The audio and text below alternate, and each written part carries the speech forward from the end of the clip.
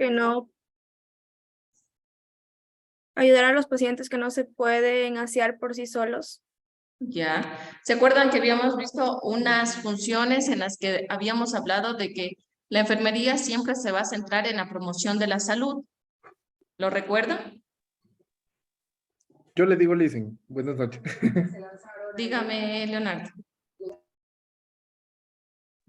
Es promover la salud, prevenir la enfermedad, restaurar la salud y aliviar el sufrimiento del paciente. ¿Ya? Entonces, enfermería no solo se va a enfocar en el ámbito de curar al enfermo, sino que vamos a hacer la promoción de la salud. Antes que la enfermedad, tenemos que hacer la promoción de la salud. Ahora, la historia de la enfermería a lo largo de toda la historia tenemos la tribal doméstica, la religiosa vocacional, la preprofesional técnica y la profesional. Hoy vamos a hablar acerca de toda la historia de la enfermería, ¿sí? Dentro de la tribal doméstica, que es en la edad antigua, se la tenía a la salud como mantener la vida y a la enfermedad se la entendía como un castigo divino. Como las sociedades eran primitivas, aquí teníamos que la mujer se encargaba de la casa, ella tenía que estar dando el abrigo, la alimentación y también la higiene. Había el cuidado de las gestantes y los partos. Y aquí se ponía como una práctica de alivio al fuego. Mediante el fuego se creía que había una práctica de alivio al dolor.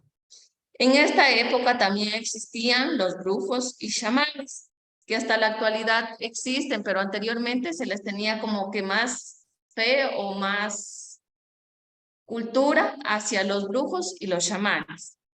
Aquí vamos a ver en la civilización china cómo lo tenían o cómo era su concepto de la salud. La salud la tenían como un estado de armonía del espíritu consigo mismo y con el universo.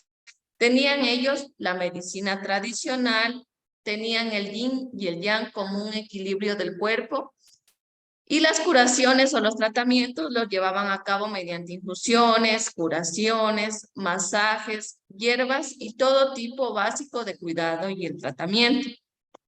En cambio, en la civilización romana, los esclavos cuidaban a los enfermos.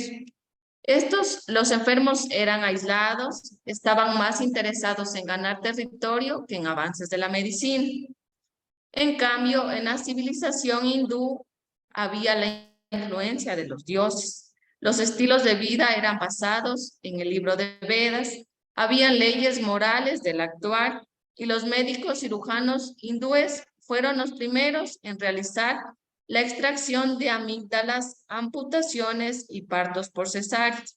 Ellos fueron los primeros en realizarlas. Dentro de la etapa doméstica, ¿cuál era la primera etapa que acabamos de revisar? La fase tribal doméstica. Ya, tribal doméstica, ¿sí? Aquí tenemos el papel de las diaconisas y de las matronas. Las diaconisas, ¿qué eran? Eran mujeres maduras, viudas o vírgenes con experiencia en el cuidado de otros. Se distinguían por sus atuendos blancos como un símbolo de virginidad. Eran personas respetadas y consagradas y estaban situadas a nivel del clero. ¿Alguien sabe qué es el clero? La iglesia, antes se lo Ya. conocía como iglesia. La iglesia católica. Ya era como una clase sacerdotal, ¿no es cierto? Entonces las diaconisas pertenecían a la iglesia. Ahora, las matronas, en cambio, eran mujeres ricas que se dedicaban al cuidado de los enfermos y los pobres. Marcela, que es una matrona que tenía dinero, ofreció su residencia como monasterio. Y Fabiola convirtió su palacio en el primer hospital gratuito de Roma. Aquí tenían la idea de que la mujer se hacía cargo del cuidado del hogar, esta tenía que dar el agua, la alimentación, la piel y curaba también mediante los aceites medicinales. Esto dentro de la primera etapa que era ¿cuál? La etapa doméstica. Ya, la etapa tribal doméstica, ¿sí? Aquí también tenemos un papel importante de las vírgenes que realizaban labores eclesiásticos, ejercicios religiosos y eran precursoras de las monjas. Ahora también las viudas juegan un papel importante en la historia de la enfermería. Estas estaban a cargo del cuidado del pobre y de los enfermos y tenían la prohibición de volverse a casar. Un papel importante también jugaron dentro de la creación de los hospitales. Aquí, en esta época, ya se cambiaba la idea de la enfermedad y se creía que la enfermedad era una brujería, era un espíritu a algo científico, ¿sí? ¿Alguna pregunta hasta aquí? No, licenciada. ¿Seguros? Sigamos. Ahora, dentro de la segunda fase, que era la fase religiosa, vocacional de la Edad Media, el cristianismo en su expresión era un amor hacia los hombres y enfermos, centrada en la caridad, la sumisión y la religiosidad.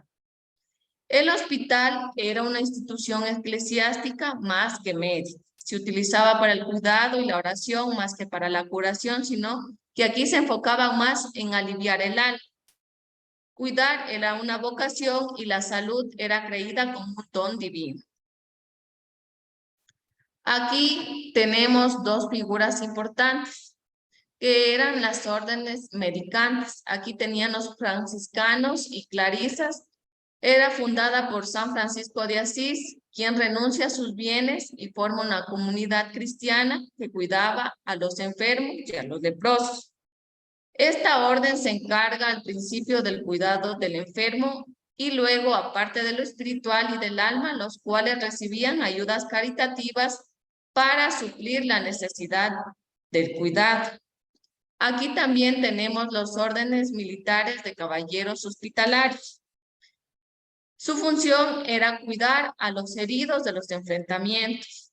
Fundan hospitales a lo largo del camino en Jerusalén y aquí está la disciplina y la unificación de una vestimenta para que los asistan a los enfermos.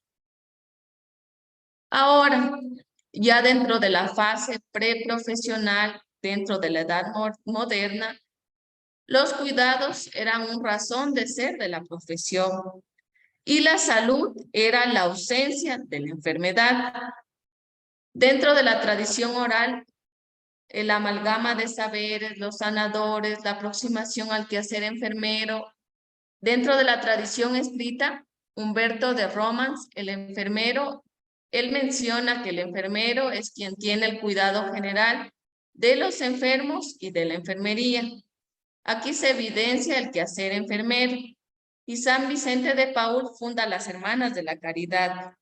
En 1836, el Instituto de Diaconisas en Alemania ya hizo la formación de 3 años en el ámbito de enfermería. Aquí se enfoca hacia la farmacología y a los cuidados de los enfermos.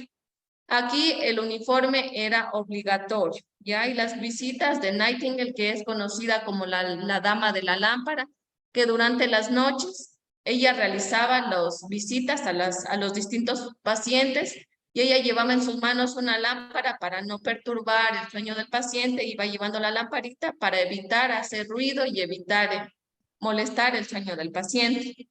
Esto se expandió por Alemania y Europa. Aquí también, en esta época, se evidenciaba que los hospitales tenían una carencia de la iluminación natural y con grandes salas repletas de enfermos en las que la higiene se olvidaba. La enfermedad pierde connotación religiosa. El auxiliar del médico depende claramente de él, ya que esto establece y ordena las actividades que se va a ejecutar.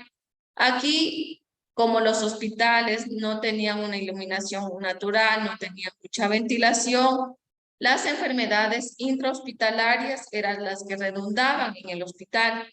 Aquí las enfermedades como la fiebre amarilla, la fiebre tifoidea y el cólera eran bastante comunes por el ámbito en el que se desarrollaba. El hospital no contaba con una buena ventilación, el hospital no contaba con higiene. Como observan en la imagen, pueden ver algunas camillas. ¿Ustedes creen que dentro del ámbito hospitalario es importante mantener un número contado de pacientes para que no se transmitan las enfermedades o no? Sí, sí es necesario, ya de que pueden tener algunas enfermedades respiratorias y puede contaminar a los otros pacientes. Claro, ahora en la actualidad ya tenemos los pacientes que son infectocontagiosos, los tenemos aislados de los pacientes. Imagínense tener un paciente que tenga tuberculosis junto a un adulto mayor.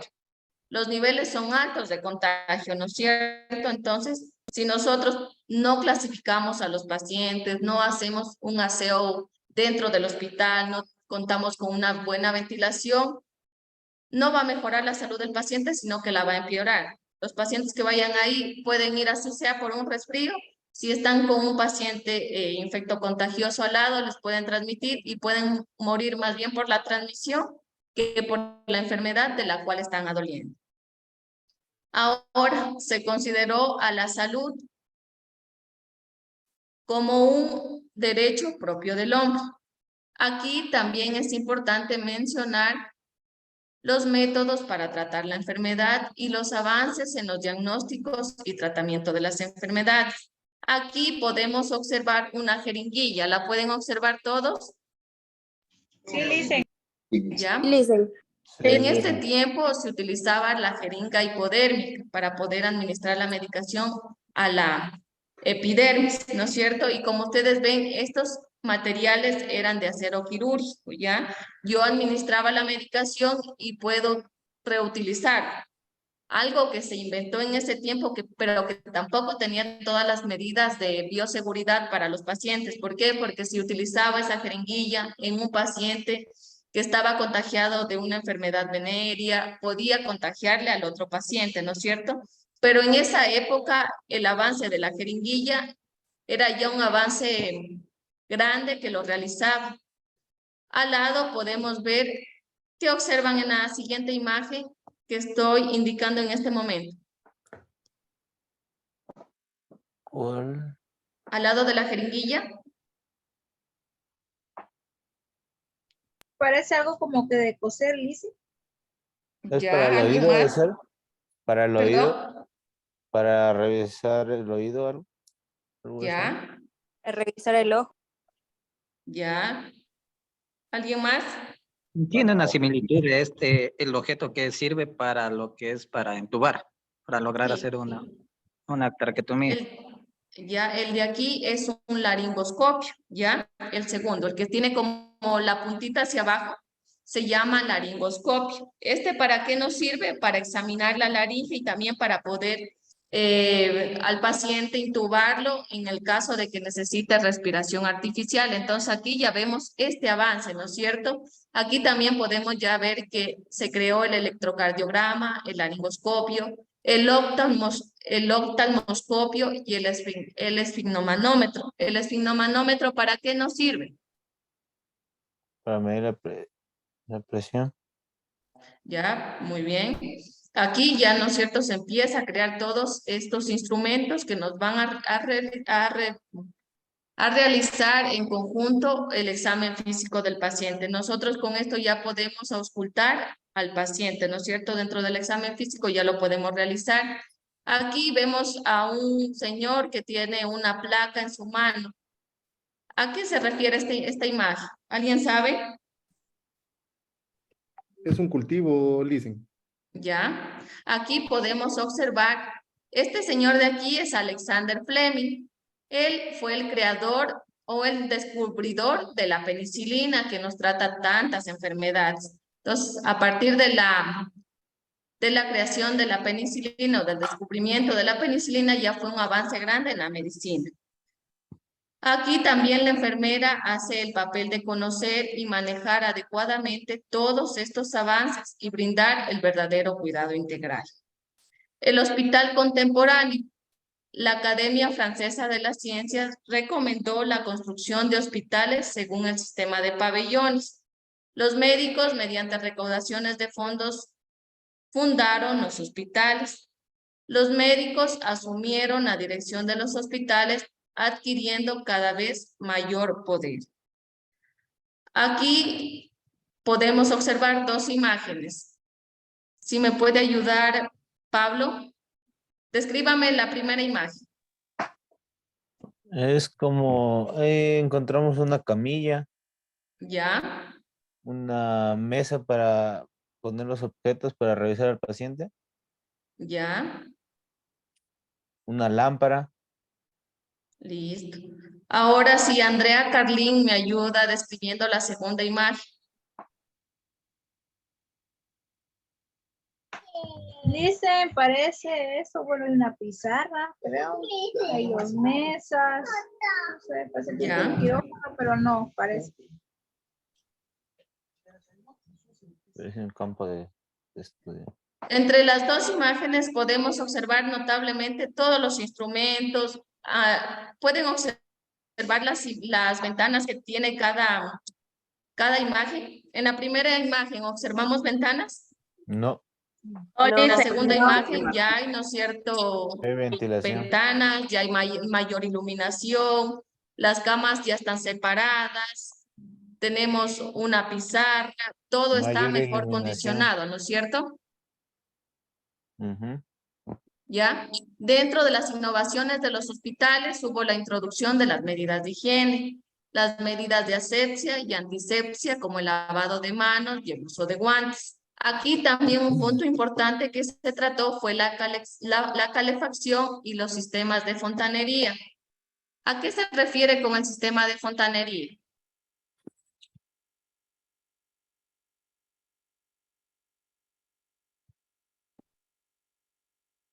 Todo el sistema de agua potable, ¿sí? Ahí también ya se puso énfasis también en el sistema de agua potable que dotaba al hospital.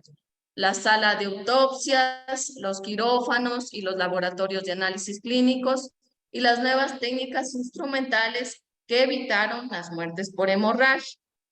La administración también de hemoderivados o de transfusiones sanguíneas y aquí comienza la función curativa.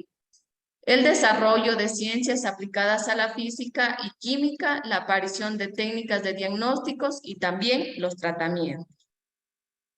Aquí, el 12 de mayo de 1820, nace Florence Nightingale, ella es una figura importantísima dentro de la enfermería. ¿Por qué? Porque desde que ella instauró la enfermería, se la reconoce como una profesión. Anteriormente eran conocidas como domésticos, luego pasó a manos de las diaconisas, pero la enfermería no era reconocida como tal, como una profesión, ¿sí? Un poco de la historia de Florence, tenemos que ella pertenece a una familia acomodada. Anunció a su familia su decisión de dedicarse a la enfermería a partir de 1844. Cuando ella informa a la familia que quería ayudar a los demás, que quería cuidar a los enfermos, sus familiares no quisieron apoyar, ya que pertenecía a una clase alta. Ellos querían que se dedique a otras cosas, pero que no se dedique a ayudar a las demás personas. Ahora su familia creía que solo estaba destinada a casarse, que su función era instruir a las mujeres del siglo XIX, Francia, Italia, Suiza, Grecia, Egipto. El 22 de agosto de 1853 asumió el cargo de superintendente en el Instituto para el Cuidado de Señoras Enfermas y es conocida como la Dama de la Lámpara, ¿ya? ¿Por qué era conocida como la Dama de la Lámpara? Porque pasaba. Visitaba a sus pacientes en la noche con una lámpara. ¿Ya? Para no molestarlos ni interrumpirles el sueño. Listo, ¿ya? Mira, dentro de la vida de Florence tenemos que ella era de una familia. ¿Le gustaba ayudar a los demás? Ya, era de una familia acomodada. Ella realiza un viaje en el que enferma y necesita visitar el hospital. Es ahí donde tiene un contacto directo con las diaconisas, conoce el trabajo de las enfermeras y siente más atracción por la carrera. Vuelve a su casa, les informa a los papás que ya quería dedicarse a la enfermería, pero ellos se opusieron. A pesar de eso, ella se dedicó a la profesión y a ayudar. Es así que ella va acompañando a los militares a la guerra de Crimea. Y es ahí donde marca una diferencia en toda la medicina. ¿Por qué?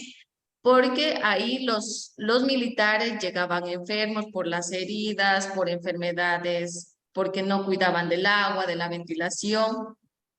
Llegaban a donde estaba Florencia y llegaban con la ropa sucia y con esa ropa sucia se iban a la cama del hospital. Entonces es ahí donde ella se da cuenta de que es importantísimo también que los pacientes no solo se trate la enfermedad como tal, sino que también el medio ambiente, el entorno donde se rodea el enfermo sea importante también para el avance de su salud. Como les mencionaba, los militares llegaban con la ropa sucia. Entonces ella dice, no, tenemos que hacer un área de lavado para que la ropa sucia vaya allá y ellos se mantengan con una ropa limpia. Aquí también es importante la ventilación, que adecuemos toda la ventilación para que pueda ingresar aire fresco y no se mantenga el aire contaminado dentro del hospital.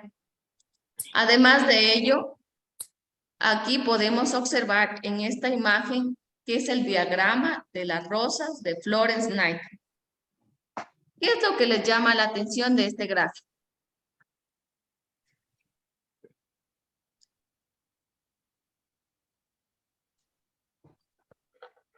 Las áreas azules. Ya, las áreas azules. Aquí pueden ver que hay áreas azules donde están elevadas y llega abril, mayo y junio. Y aquí no hay áreas azules, ¿verdad? No. Dentro del gráfico que está a la mano derecha. Aquí ya no vemos áreas azules. De No. abril a junio no hay. Abril, mayo y junio ya no se ve nada. ¿Ya? En general, lo que llama la atención es que por qué lo fue distribuyendo de esa manera. ¿Ya? ¿Qué se fue dando Ahora, cuenta ella? listo. Ahora, este es un diagrama de las causas de mortalidad que la creó Florence. Desde aquí ya fue una precursora también de la epidemiología, porque aquí iba graficando las enfermedades y los patrones para ir viendo si los pacientes mejoraban o no con el tratamiento que se les estaba dando. El color azul significa las infecciones que se adquirían dentro del hospital. El color negro eran muertes por otras causas y el color rojo o el rosado que lo observamos aquí tenía que ver con las heridas con las que llegaban los militares. Entonces, por heridas no era mucha la causa que fallecían, ¿no es cierto? Sino la causa que más llama la atención, que es el color azul, era las infecciones dentro del hospital, ¿sí? Vemos que en julio, agosto, septiembre, octubre, noviembre, diciembre, enero, febrero y marzo, las estadísticas indican un alto nivel de muertes por enfermedades infecciosas o enfermedades intrahospitalarias. A partir de que Florence reacomoda todo el ámbito hospitalario, nos dice que cambiemos la ventilación, que cambiemos la ropa, que todo se mantenga en orden para facilitar la salud del paciente. Ven como las franjas azules bajan notablemente y solo se mantienen estas franjitas negras, pero ya en un nivel bajo. Sí, listen.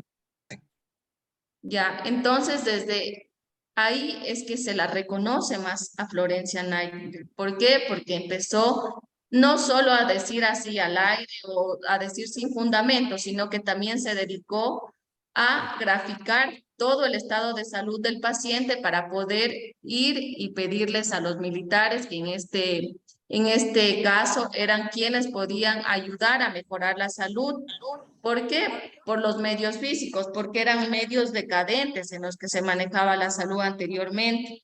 Era un panorama desolador, había comida insuficiente, higiene lamentable y las infecciones abundaban. ¿Qué infecciones abundaban en este tiempo? La cólera, la disenteria, la fiebre tifoidea, el tifus. Entonces Florencia dijo, vamos a trabajar en la limpieza y en la ventilación del hospital. Y es aquí donde la condecoran en la Cruz Roja, tiene un orden de mérito, le entregaron las llaves de Londres, por todos los avances que hizo dentro de la salud. Aquí podemos hablar de la Guerra de Crimea. Las tareas de enfermería a principios del siglo XX fueron enfocadas en ansiar a los enfermos, en vestir a los enfermos, en cuidar el mantenimiento de su tranquilidad, en tratarlos con esmero, cariño y buenas formas, en limpiar camas y mobiliario, en administrar las comidas correctamente y con su función de las órdenes recibidas por los superiores, en ayudar a los enfermos en sus movimientos, en los desplazamientos al baño, al dormitorio, y dar parte de todas las novedades durante el turno que se realizaba, dar parte de las novedades que se daban en el estado de salud del paciente. ¿Ya? Aquí, dentro de la fase profesional, aquí en 1859, Florence crea un libro sobre las notas sobre enfermería. También en 1860, Nightingale forma la primera escuela para enfermeras. En 1899 hay el Consejo Internacional de Enfermería. En 1955, Virginia Henderson, que es una teórica de enfermería, da a conocer las 14 necesidades básicas de cada persona. Luego también aparecen los modelos y teorías de enfermería, el autocuidado, la psicodinámica y la adaptación. Y en la actualidad que nos manejamos con las organizaciones que son el NANDA, el NIC y el NOC, ¿qué es el proceso de atención de enfermería? Dentro del NANDA, NIC y NOC son 3 libros que los utilizamos para poder, primero, ver qué patrón está alterado en la salud del paciente y luego trabajar. De acuerdo a cada patrón alterado, tenemos una etiqueta diagnóstica y realizamos las intervenciones de enfermería para mejorar el estado de salud del paciente. ¿Ya? ¿Alguna pregunta hasta aquí?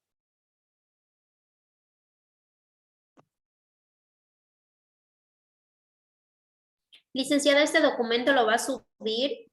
Sí, todo documento lo subo al EB. ¿Ya?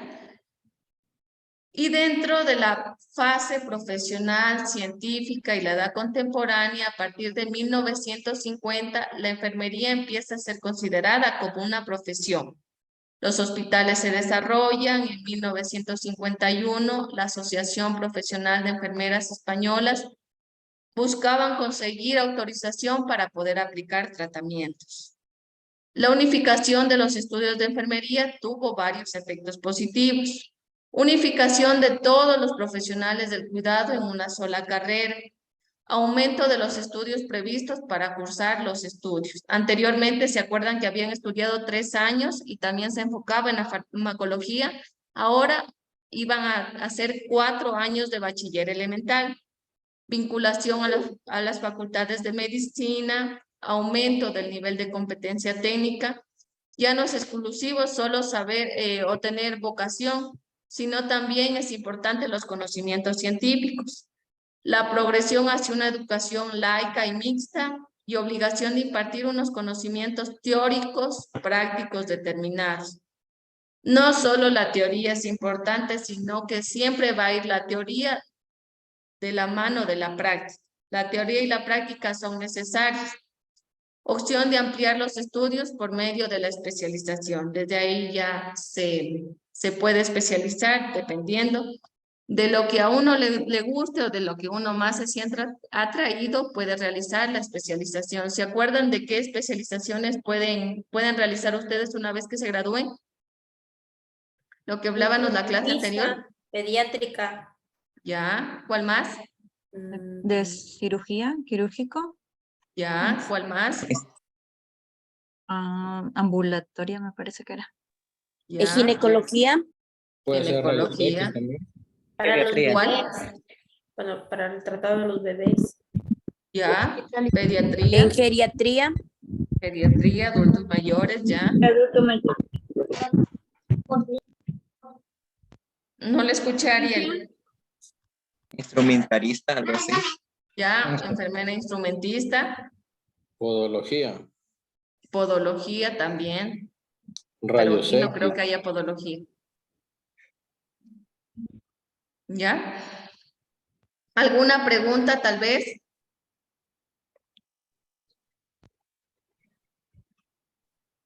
De todo esto de la clase de hoy es la lección del sábado. Sí, sí, Cindy. Ya, listo, eso nomás era. licenciada, sería de la clase de